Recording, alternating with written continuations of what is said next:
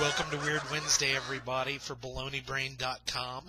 This is John House, or Used Toy, and joining me is, of course, Daryl House, or Suburban Hobo. How you doing, Daryl? Oh, it's always good to be here. I look forward to this every week now, John. I have more fun with this than eating dirt. I love it. As do I. So, do you have anything good today? Well, we talked earlier about the some weeks are great, some are not great. I have, my local newspaper here on Sundays do this whole thing they call Weird, Wacky, Strange News from the Sunshine State. We're always ragging on Florida, but I want to give you a list of stories I have no intention of using. How about woman accused of swiping tampons and vino? Goes to a Walgreens, takes all these things. Later, the cops track her down. She's in her garage hiding in a cardboard box. Park attacker calls a girl a hooker. He jumps out of the woods. He's like this pervert. Jumps out of the woods while this lady is walking her 4-year-old daughter and 3-year-old nephew. He tells her that he's President Obama and he's there to wipe out prostitutes and drugs, and he calls the 4-year-old a hooker. Not using this story. Woman attacks her ex-boyfriend's girlfriend in their bed. She breaks into the house. He's in bed with his new girlfriend. She beats the crap out of her. Wow. These are all stories I have no intention of using. Couple addicted to coffee enemas, up to 4 a day. I'm done. What do you got? Wow, well, since you talked about the weirdo in the park, I got a pretty good weirdo story. Hey, little girl. Aaron Chase, dressed as the Joker, arrested for allegedly harassing Applebee's customers in New York. So the guy, and I got a great picture of this. The guy dressed as the Joker, hanging out, doesn't have any money, just hanging out at Applebee's, harassing the patrons. Well, what else has he got to do? Absolutely. I'm guessing it's probably pretty hard to get a job if you go around dressed as the Joker. He could be an Oompa Loompa and go around robbing people. That was a story a couple weeks ago. Well, he ended up, he'd been at another bar. He got kicked out of there for making gun motions. And then he ended up arrested, and so he didn't have a great night. So what do you got? Oh, well, the stories that I actually have an intention of using, and these are a little, one comes from Sri Lanka. They got a lot of news going on in Sri Lanka these days, but this guy who was in jail, I guess he had smuggled in a cell phone in a place where they wouldn't really find the cell phone.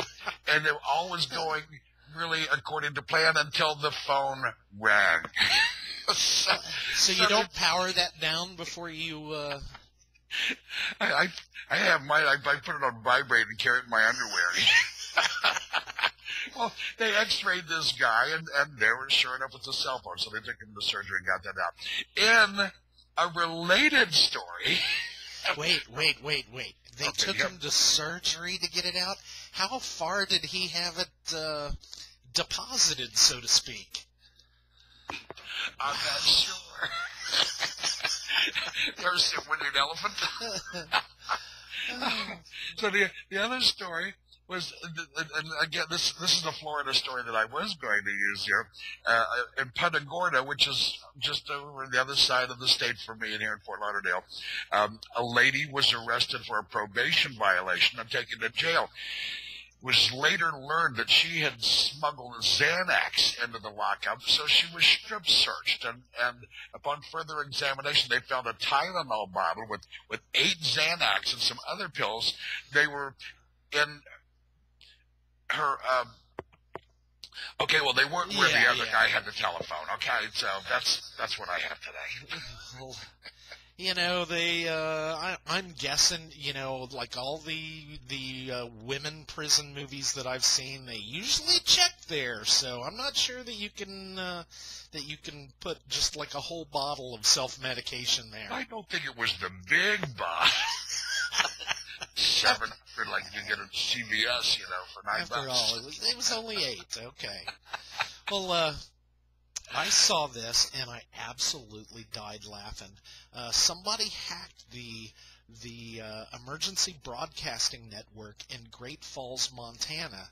So during the Steve Wilkos show, the emergency alert goes off, and flashing across the screen along with voices was that there was a zombie outbreak.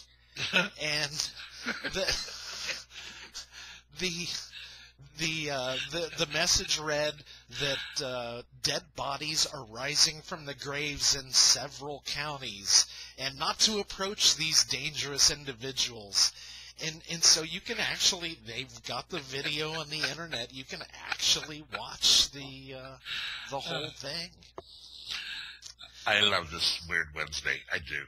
Well, the other thing is completely unrelated, but I've got a bacon story because everybody loves bacon. Bacon. So, a Blue Ribbon Bacon Festival in Iowa. Apparently, it's a big deal. It's sold out in like 8 minutes with 10,000 tickets, but one of the highlights was the bacon princess, more or less, who comes dressed in a bacon dress.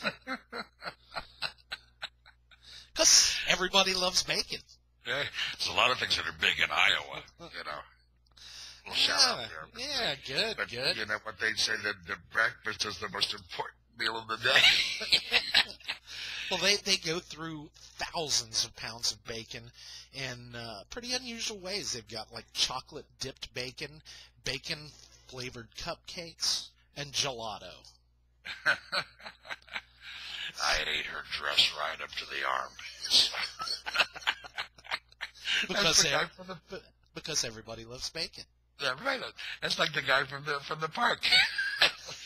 the pervert in the park, you know. I'm going to eat your dress. Well, you know, as much as being of Appalachian descent, I'd eat her dress. I'm a bacon guy. She's a second cousin. It's okay. Well, that's all I've got, Daryl. How about you? Geez. I'm done. I can't. If I laugh anymore, this is gonna be. My face is gonna hurt later. So listen, it's been great being with you folks again this week. We hope that you're enjoying it as much as we're enjoying it. We love the Weird Wednesday, and we look forward to seeing you again next week. Good job, Big in Iowa, though. Still rocking after all these years. Absolutely. We'll see ya. Bye, folks.